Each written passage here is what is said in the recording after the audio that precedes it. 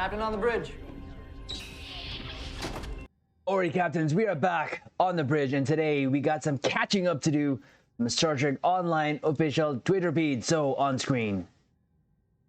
Yes, Captains, first and foremost, would like to thank each and every one of you who had messaged me just to see if we were alive. And yes, we have been going through some rough things here, not only myself, but with the family. So, first and foremost, again, thank you, Captains, for checking up on me, for sending the messages, making sure that I'm okay, not just myself, but my family. I am humbled, I am honored, but we got some things to do, which is catch up from the things that we've missed from the past week. We're not still 100%, but some news today came out that, of course, we had to drop our 2 EC. So what we're going to do is go over the missed blogs, go over the blog that was released today, of course, drop the ECs, and then give our conclusions. So here we go. Now, Captains, we knew that there was a Black Friday sale that was going to come in, and to be honest, I thought it was going to be a little bit more than what we got. So I will say I was a little disappointed. 25%, we've been having 20%, 25. I really thought we would have like either 30 or 35. Now, there was a 35% on the bundles, and of course a 75. And hopefully, Captains, you did get what you wanted from the Black Friday sale.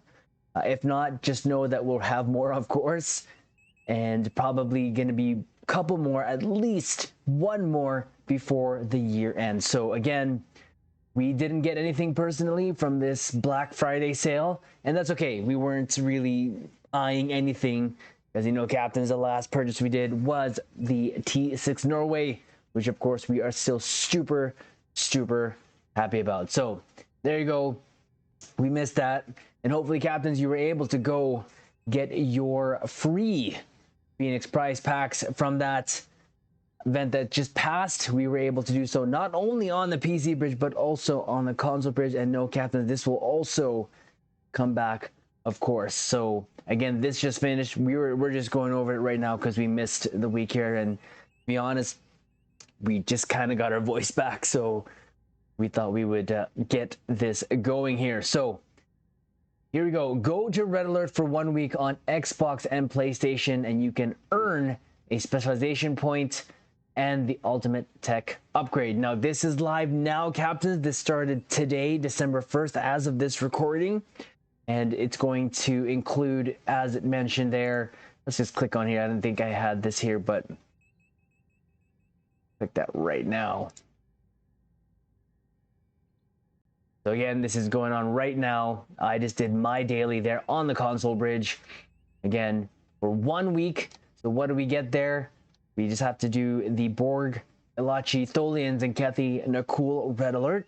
And again, December 1st, and it goes until December 8th. And of course, we get an ultimate tech upgrade and a specialization point. Now, if this was the 2-week event, we would have gotten, of course, the T6X upgrade. But right now, we are happy for this, personally, because we still need marks on some of our tunes to build up their reputations. So it's a great way to get these free things, along with, of course, free things for your tunes from our alts, especially for me. So we're doing that. Hopefully, Captains, you'll be able to take advantage of that. And of course, once you're done the actual event, you can actually keep doing it for your quick pew-pews, also just for some additional dilithium ore. So there is that. And this is the meat of what we are going to be going over. So the Excelsior class was gloriously reborn this year in the Star Trek Picard, or in Star Trek Picard, I should say. And now you can command it in the Infinity Lock box on PC. So PC first, Captains, and then of course it'll come to the console bridge. Now, having said that, this is a quick back-to-back release from what we just got 2 weeks ago here, which was, of course, the Praetor. Which, not the Praetor, the command of... See, I'm still... The Praetor Warbird, there you go. Still a little foggy up here, Captains. So, but we're going to go over this again, too, because there's another blog that's saying it actually released on the console bridge. So, this was just 2 weeks ago. So, what are my thoughts on this, on why they're releasing this so soon? Well, it's very simple. It's the last quarter of the financial year of 2022. So they need to make their ECs, I mean money. Okay? So I thought they would get this out next year. I'm happy that it's coming out this year because, and we'll go over that a little bit later. So what we're going to do is go over the blog here. Captains, you know I've been looking for this ship. I'm not a huge Excelsior fan, but this revamp, this 2.0 Excelsior looks absolutely awesome. And we did go over some pictures here. Now I just went to the Reddit page here. Shout out to, I believe, Siniquanon. I'm so sorry if I butchered that. But we've already gone through these pictures. I do have it on file, but this was easier to pull up. So I've been waiting for the ship along with the Sagan. Of course, we have the Sagan class captain, so definitely we are getting the ship. And it didn't matter how it performed, we're gonna get it. But I thought we would show this off because it's some beautiful pictures. But now we actually are gonna get to see a model and actually fly it in game. So there's an aft shot of that. Beautiful aft shot. You know, we love the aft. So the Excelsior 2. Excelsior was gloriously reborn last year in Star Trek Picard and now can be yours in the Infinity Lock box on PC. There you go. So the form evolves as the mission grows, but the core cruiser design of the Starfleet has stood the test of time. Alternate time, backwards time, anomalous time, and everything in between. Get good systems and a great crew. Protect them as much as science allows, and allow them the flexibility to see the mission completed through all the bizarre, well, what's that, exigencies? Sure. They don't teach in textbooks. I know how to English. I'm gonna have to look at that up. The Excelsior 2 is maneuverable and formidable, able to place itself where it needs to be without fear and render aid or unleash hell as the captain decides. Continue reading further on the full details on the new Starship offering, coming to the Infinity Lockbox on PC on December 6th. So this is not that far away, captains. We're going to get our hands on this. So here is another shot of it here. Of course, you get the top shot there, the actual underside, of course, the side profile. Again, this works for me. If I had to pick between this and the Hobina, which is from the lower decks we saw, we're going with the Excelsior 2, and we are going to be going with the Excelsior 2.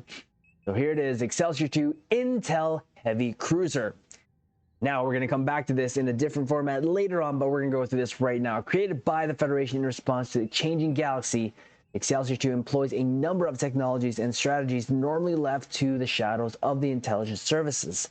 While not itself a spy vessel in the strictest sense, the fusion of information technology and combat readiness with a well-rounded and durable hull combined with a bit of Era engine power to keep the platform flexible has accumulated in a formidable vessel. The Excelsior 2 is equipped with the ability to mask warp signatures and employ active sensor arrays. The former allows the starship to cloak while not in combat, and the later allows intel craft to gather information about their target to expose a vulnerability. Excelsior 2 comes equipped with experimental power redirection. Ooh, I like that. This unproven technology allows a combination of beam overload and beam fire wheel maneuvers to be performed at once by dumping tremendous amounts of power through the weapons arrays, as well as a few auxiliary phaser arrays configured directly to the console itself. Power to non-weapon subsystems provides an additional bonus to energy weapon damage during this period. As foes fall, the energy released by their power sources accumulates in the exposed phaser banks, increasing the rate at which these additional attacks occur. They result in a tremendous volley of energy weapons fire that cannot be sustained for long, but which foes are unlikely to endure for long either. This ship comes with a Commander Engineering Intel Specialist Bridge Officer seat. There's an emphasis on that, and you'll see why, captains, in a bit. And a Lieutenant Universal Miracle Worker Specialist Bridge Officer seat. Now, we'll go over again the ECs that are coming out of my mouth right now, but for the most part, we know already that we just got a legendary Excelsior. Well, not just got, but it is there last year. We got that as part of the 11th anniversary bundle. But this is going to be from the lockbox. Again, we'll go over that little detail in a bit. But let's go over this here. So, of course, Tier 6, Faction, Federation, or Federation Align. Required rank, must complete the tutorial. Hull modifier 1.4, shield mod 1.04. And nav weapons, so it's a 4-4 layout, device loss 4. So here you go. Bridge officer stations, 1 lieutenant commander tactical, 1 commander engineering intel, so 1 full intel bridge officer seat there, and 1 lieutenant commander science / miracle worker, 1 lieutenant commander universal. So I do not mind this at all. It is going to work perfectly for how I play the game personally. Intel works, surgical strike builds, you know we're going to do that. And of course, miracle worker, we have things that work there to help us do, help this when we decide, let's say we do other things like a torpedo build. Why? Because mixed armor synergy, it's not the highest rank, but I don't care. Like I said, captains, I've always been saying, as long as you get through the game the way you play it, it's all good. And this is going to work for me beautifully, in my opinion. So consoles, 4 attack, 4 edge, 3 psi. Base turn rate is 9. The impulse modifier is 0.16. Inertia is 40. Plus 10 weapon power, plus 10 engine power. Console universal experimental power redirection. Love that. Active sensor arrays, of course, it has that gimmick there from the intel. To gather intelligence, to expose defenses, expose weapon systems, expose critical systems. And of course, the Starship Mastery package is the heavy cruiser, absorptive hull plating, rapid repairs, enhanced hull plating, armored hull, and of course the trait is calculated broadside. I actually like that. We'll go over that in a bit. Admiralty stats, Eng 69, Psi 20, Hack 37, and its special is minus 25% maintenance per end ship. And here is this. So we've gone through this already, but we're going to read it again. Console universal experimental power redirection. Now, I think this is probably unique to the console actual visuals, but you can see there's a little spiral animation there on the phasers. I like the look of that, to be honest with you, captains. That looks really cool and sweet. So, activating this console grants a ship an unpredictable mix of fire at will and beam overload 3. A large bonus to energy weapon damage based on the sum of shield and engine and aux power, and a suite of overloaded phaser attacks which strike out at all nearby foes. As foes fall, the energy released by their power sources accumulates in the exposed phaser banks, increasing the rate at which these additional attacks occur. This sounds really cool. I don't know why, but actually I do know why, because fire at will, beam overload, anything that we've seen on screen, love it. So love that this is a console, so you can put this on any ship. We're going to be putting this on any ship, and I have some ideas already flowing through this casual, filthy mind of mine. So this experimental system pushes tremendous amounts of power through the ship's beam arrays to create a truly spectacular cacophony. I probably said that wrong. Captains, just correct me in the bottom, okay? In the description of weapons, fire, auxiliary phaser banks channel the excess power to avoid overheating issues, though they are only rated for burst use and cannot be employed like traditional phaser arrays. The power drain involved is immense, and while R&D maintains hope that it may be stabilized for more consistent use, the system has found a niche on the battlefield as a contingency weapon. The console also applies bonus to energy weapon damage and starship weapon amplification. The console can be equipped in any starship. In any console slot, you may only equip one, dang it, of these consoles on any single ship. So here's a tooltip to self for a moderate duration. So not just a minimum or a small duration, a moderate. So plus X% energy weapon damage scales with engine, shield, and aux subsystem power. Swaps randomly between beam, fire at will, and of course, beam overload 3. Each second applies auxiliary phaser beam array, overload at will 3 to a random target times 4, dealing phaser damage to each kills, increase the number up to 14. This sounds so good, even if it does 1 DPS. Captains, if this looks as good as I think it's gonna look good, we're going for it. Yes! It's hard to say let's go, but you know, captains, let's go! Oh, that was rough on the throat. So, again, I am looking forward to the console, and you bet we're going to be using this just for, say it with me, captains, fun. Because we have some interesting builds going on in our head.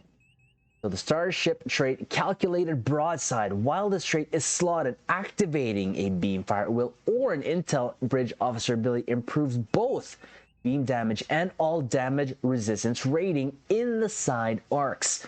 If threatening stance is activated, the damage resistance bonus is doubled. If not, aggro generated by attacks is massively reduced. Tooltip: upon activating a fire at will or intelligence bridge officer ability for moderate duration with a small recharge, so plus X% beam weapon damage, Y% of course damage resistance rating along the side arcs, doubled if threatening stance is on. If not in threatening stance, minus Z% threat generation. So this is by Jonathan Herleish, the new systems designer.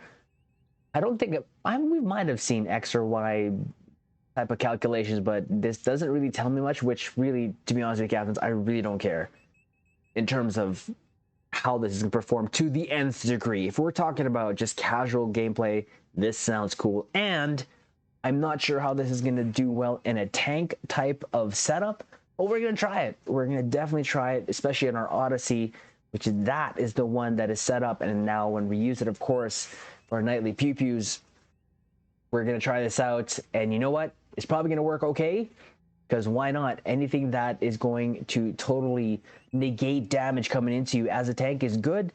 How good is it? We don't know. And of course, we're going to let the experts let us know. But having said that, captains, I am super excited for this ship. Said it before, say it again. Doesn't matter how good a performing ship is. If I want it, because it looks good, we'll make it work in game, because the gameplay that we do nightly is just very, very casual. So this is not going to be a problem. Plus, the stations here sound very, very sort of good enough to be a little bit, how should I say, flexible, because you do have a universal seat here that you can use to anything. You already got a Lieutenant Commander Tactical, which is awesome. That'll take care of my beam overload 3. I want to, Fall 3, but of course with that console, again, how this is going to marry, how this is going to work, who knows? You've got a surgical strike, so you can make this a little bit of a torpedo boat in terms of course boosting it with all the traits, and of course mixed armament synergy. But that's what I mean. We're just going to have fun with the ship. Definitely we're going to get this as soon as it releases, and we're going to have some fun pew-pew. So there you go, captains. Now, having said that, this was not the original blog that was released. So I mentioned earlier, we're going to come back to this certain here. It says this ship comes with a Commander Engineering Intel Specialist Bridge Officer seat. Now, when we read this, it already said here in the stats already, it was an Intel. But this is actually the blog that came out first, which was this. And it almost got me excited, because it said this ship comes with a Commander Engineering Commands Specialist Bridge Officer seat and a Lieutenant Universal Miracle Worker. But then when you read here in the ship details, it was Commander Engineering Intel. So it was a little bit of a slip up here, needed to be edited. So what I did actually was tweet it out to Star Trek Online. As you can see there, Star Trek Online replying to Trizander. I had said here in the message here that it seems to be a mistake in the blog. It says command seating, but also Intel. And of course, they actually replied right away and said, this is fixed now. It's Intel. So huge shout out to Star Trek Online for catching my tweet there so that they can make the adjustments. So I thought I would sort of throw that out there as a shout out to them, that, you know, they're listening, captains, they're listening. So all we have to do is be respectful, and they will listen and they'll respond in a positive way, hopefully, right? Again, all we got to do is be positive in our, especially criticism, because there will be. Now, having said that, there was a mention there earlier, and of course, my first thoughts is, can this be kit bashable with the existing Excelsior skin? No, unfortunately, no. Endeavor Game On, shout out to you, sir. Ask the question, and said, no, it's too big, unfortunately. Having said that, I don't think that should be an issue. Look at the Miranda and all of its glory. I think it could have worked, but this also could have been an opportunity to kind of match what they did with the Inquiry, because the Inquiry, which is another Picard ship, was actually compatible with the Avenger pieces. And I feel like it was a missed opportunity, to be honest with you, but that's okay. It is what it is. And captains, you know me, I'm pretty boring when it comes to my ships. I'm going to keep it canon anyways, but it would have been nice to see how this looked with different configurations for the heck of it. Having said that, looking at this right now, really, I don't think I would change anything other than try out a different set of nacelles, because those look a little skinny, but that's the only sort of kind of criticism I have of this, because I do like the look of this. It does fix the problem I had with it, because the Excelsior, the original Excelsior, is long. It has like just a circular bridge. With the elongated saucer, it just looks good. And of course, the neck looks reinforced. With the new nacelles, I'm okay with it. And again, it's really nitpicky at this point, but it looks like a beautiful ship. And captains, we're going to have fun with it when we get that. So there you go, captains. There's my thoughts. There's my 2 ECs on the Excelsior 2. We're super excited for that to come next week, and we're definitely going to get that. So next up here, go over this blog here first. Here's, of course, the Romulan Praetor Warbird from the Star Trek Strange New World is coming to the Xbox and PlayStation Bridge on December 6th as well. So this is just released on PC 2 weeks ago, and they're already releasing another lockbox ship. Again, fourth quarter, financials, I get it. So my console caps, if this is something that you want, if you want the screaming goose of death, here, it's there. I can't. No. This is just not, it doesn't work for me. Now, we did a video of this already going over the stats.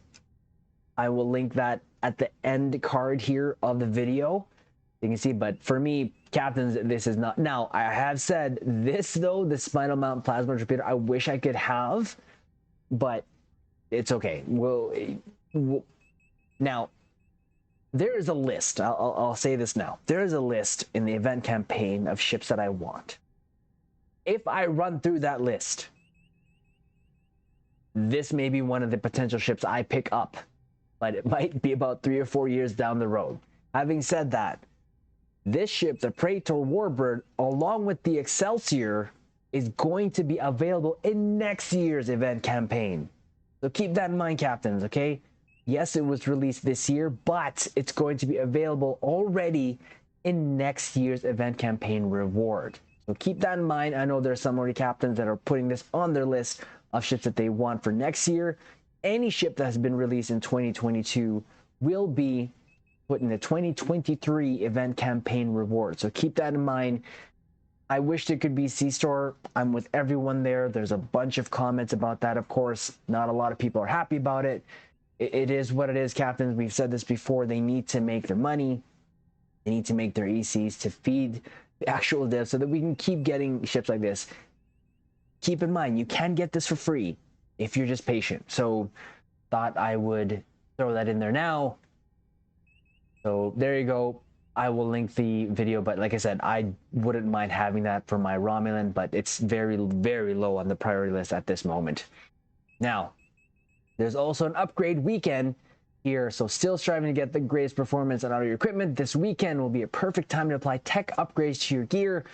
We're doubling the amount of technology points earned from each one applied. So from December 1st to the 5th, each tech upgrade used will apply twice as many technology points towards your next upgrade.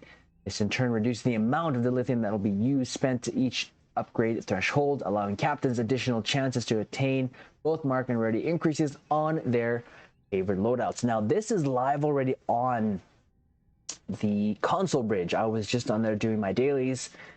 It says here PC too, but really, captains, if take advantage of it, there you go. We have an upgrade weekend, but I have enough Phoenix upgrades since there was one also just previously event-wise, we got some free stuff there if you needed.